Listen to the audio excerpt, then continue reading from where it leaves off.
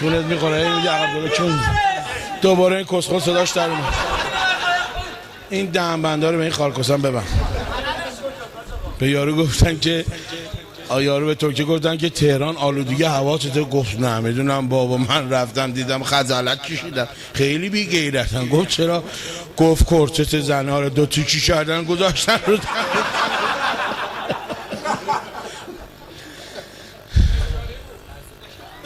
این امسال به خالکوس میگه تکراری. خب چیکار کنم من هر جلسه میام این سنده در کونه منی. از اون مال آخر سر درخواستی الان جدید داریم اینجا. مهمون خارجی اکو تو رو خدا پسر بچه کاجی های بابا. آره به کلاس پدرت ریدم. بگو به کاشی اومد گفتش که آقا محمد رو میشه. آقا محمد کیه؟ گفت پسر حسن آقا سیپک اونجا یک کله پزی داشت. گفت نمیدونم. گفت حالا یه ذره فکر کن. گفت حالا یادم اومد. گفت سر هر دو بریم. کاشیا اینجوری رفت رو کار شب ساعت 2 بعد شب. گفت اوه خانم قربون گوشت برم چه تایی شده. گفت آقا من 70 سالمه 60 ملائکم بیان درینی ببندن بازم گشاده. چی تایی شده؟ کیر تو عطا خورده.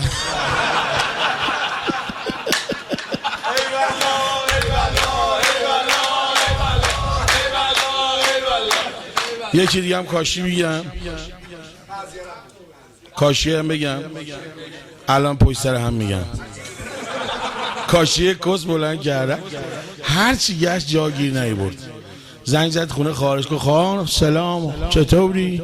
من یک کسی گیر مفتیده میترسم جای ببرم بیام خونه. دیگه گفت نه خدا شاهد من خارشوورم اومده خونه مو به داداش یه جای دیگه ببر. زنگ زد خونه داداشش گفت داداش چطوری خوبی؟ یک کسی گیر مفتیده اگه میشه دری خود پس داره واکن یه فشار بدیم و بریم. گفت نه داداش ما بچه ها مدرسه اومدن هم خوان درس و معلم خصوصی اومدن من نوکر دم ولی جای دیگه بکن خونه مادرمو. گفت مادرمو یه گاناست.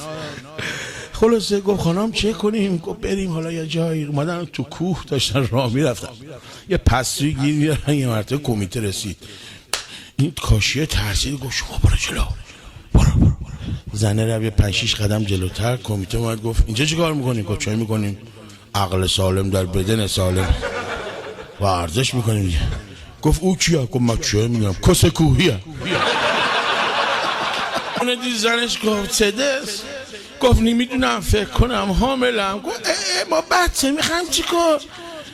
این یه نصف بچه هم خرجش مادرمونه گایده یارانه رو برداشتن همون دیگه. چی میگو یارانه کجا بود دیگه؟ پولی نمیره بنزین میزنی و 100 تومن یه گاز نداده کسکش آبست تموم میشه. بچه میخوام چیکار کنم؟ تقصیری من نیست 2 ساله بهت میگم بابا یه کاپوت نو بستونی خراب شده.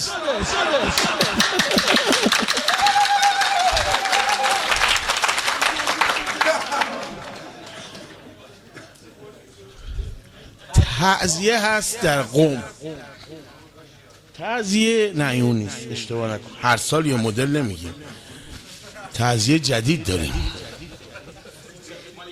ما که یه مصیبت نداریم که. آخون به شیخ شمس گفت با یه روزه جدید بخون. میگه آقا ما چی بگم؟ برم بگم لب دریای خزر دم آب آقا رد میشد تیر خود بگیر. گفت یه مصیبت دیگه. ولی جوکوین حرفا که نیست دایرش بازه. به کهکشان میرسد. سفزن تو قفقازه. میگن شوهر خواهر تو اهوازه. بابات به یه همچین کسخلی مینازه. بسه خارکست من خودم 6 تا پروین تصاویری کردم. تو واسه من تیکه میاد بدبختی رو بعضی تا دقم بیا مردم گوزید بگن لال نمار. این خارکسته میدونی چیه که آقای فتوبر؟ اینقدر این مرغ پاکوتا میمونه، تخم مرغ اکیونش بیفته نمیشکنه. پاشو ببیننت. به عشق آقا امیرالمومنین 110 سانته.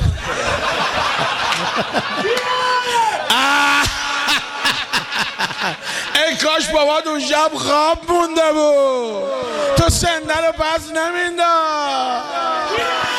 آخرین قالب خدا بود آقای فتوبر. خدا این قالب چه زده، بعد شیکونده گفته من ریدم، خلق نکرد دیگه لنگه این نزنه. خارکسته صدا داره بود برای ما. پاشو وایستا ببینن که بابات به جای که آبش بیاد گوهش اومده. یه زر نزنی چوندا. نگاه کن سلوات برفه. دیگه تو جوک میخواد چیکاری، همه کسخل داری. حضرت عباسی توپن. بگو کیرم تو دهنت بهش.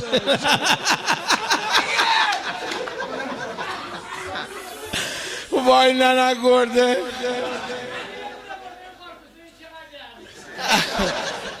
چی گفتی هاش داداش؟ برادر بزرگ مایی، سوار گرز مایی. خون تزیه بود، بعضی ها میگن شبیخانی و لا اله الا الله. قومم مثل الان نبود که بیابون ملا، الان شده استان، هر کسکشی اونجا باز خوش مرجعیتی زده. قدیمی مرجع تحریف میشه.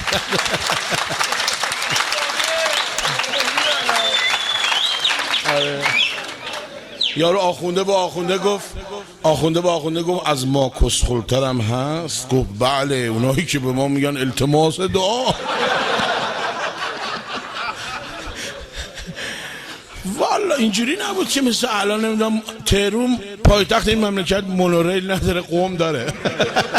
آخه این خارکسته از خونهش تا مسجد اعظم که میخواد یه ضرب زیدون کنه شاید 17 ثانیه باشه. آخه این کسکش مونوریل میخواد چیکار؟ ولی چه کنیم، پایتخت علمی فقاهته. تو قم تزیه بود و یه بیابونی پیدا میکردن، تیرک‌های عظیمی میزدن، روش چادر میزدیم تا پایین، خیلی قشنگ دورش میشستن، شبیخونی اون وسط. یه رئیس هم داشت، هنوز عمومیتی هست، خیلی بددهن. آجا یعنی راه میرفت فوش میداد، مثلا یارو میگفت سلام علیکم، سلام علیکم پدر کسکشت چطوره؟ نه جندت میکنه. حالا آبجیت چطوره؟ قربون کسش خار خوبی داشتی و خودت چطوری؟ کیرم تو رو پدر کسکشت. هم این سلام علیکم عمومیتی بود، حالت عادی نه، الان سر حاله، حالت عادی. این رئیس تزیه بود یا به عبارتی رئیس هیئت بود. الان رؤسای هیئات اینجا زیادن. عرضم به حضور انور یورتون به این که برا ما به کیرمون میگیم رئیس.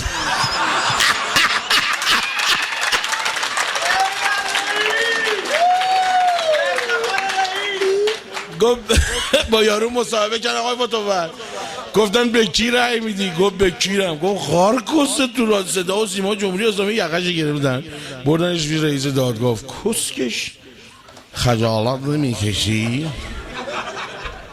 این صدای یک ملت است، صدای ملی است، اعدام کار تو است. این هم سرش همجوری پایین بود و گفتش که دفاعیه‌ای داری بگو، چرا گفتی به این رأی میدم؟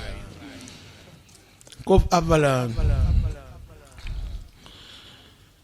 در مسیر انبیاست، انسان سازه. دوما از راست قامتان تاریخ. سوما بچه که بوده سرش برای اسلام داده. چهارما من اینو میشناسم، از بچگی با من بزرگ شده. شناخت. رئیس دادگاه گفت رهاش کنید، من هم به این رأی میدم. این که وضعیت جوی قم کویر مانند و هوای بسیار گرمی دارد.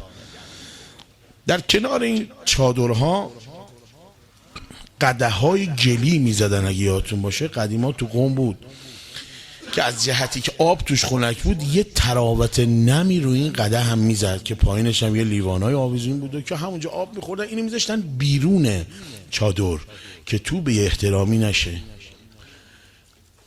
تعزیه اون روز هم تعزیه آتش و شروع شد. اومدن پیش عمو مهدی، گفت چی شده؟ چرا اینقدر حرارت داری؟ گفت والا شم میگن آپاندیسش اوت کردن نمیاد. گفت ای کیرم به کس زن شم کسکش، حالا به من میگی من کدوم زن قبه جا شم بذاره؟ ای حالا تعزیهم شروع شدن. هم گفتن آها یادی مفتید یه یارو بود حسین شمری بود تو قم، قیافه خیلی بدی داشت ولی بهش گفتن حسین شمر. الان هست میگن بعضیا این قیافش چیز بود ولی خب یه حالت گفتن حسین شمر. این ولی خیلی رقیق القلب بود و دل نازکی داشت و تا اسم ارباب میوردن این خیلی دل شکسته بود. این رفتن اووردن و عمو مهدی نگاه کرد گفت راست میگه قیافشون به شم میخورن. این کلاخود و همه اینا رو گذاشتن و چیزای پرای قرمز و خنجر و چاقو و قیچی و دستمال و همه چی، نیزه، شمشیر. آقا اومد نگاه کرد اونجا یه پارچه سبزی هم آویزون میکردن که چهره ائمه رو چیز نکنن. پشت این چادر یکی شروع کرد خوندن. این وارد شد همینجوری همه گفتن اوه شم رو میشه قیافه و ترس و وحشتی هم رعبی مابین مردم میافتاد که این عجب قیافه نخراشیده و نتراشیده داره. از اون پشت چادر سبز صدا برسید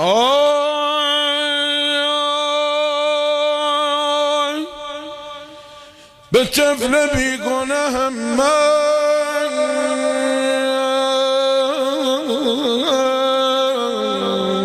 تا این خوند وقتی دیدن شم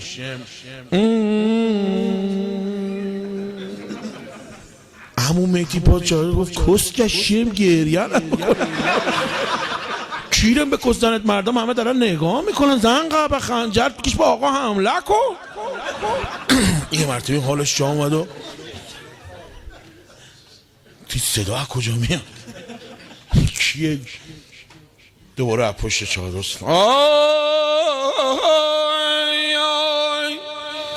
به طفل بیگناه من قطره ای، اسم قطره که اومد دوباره شم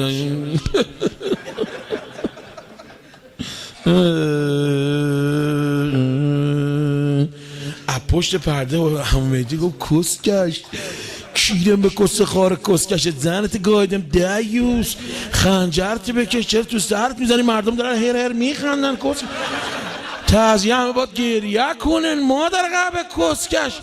خدا میدونه به اینور زنت میگم. آقا یه وقت خنجر کش چشش میخورد به این سبزه، همه حرارت و آتش جنگش میخوابید. دوباره خنجر میده سر جاش، به این نیزه تکیه داد و دوباره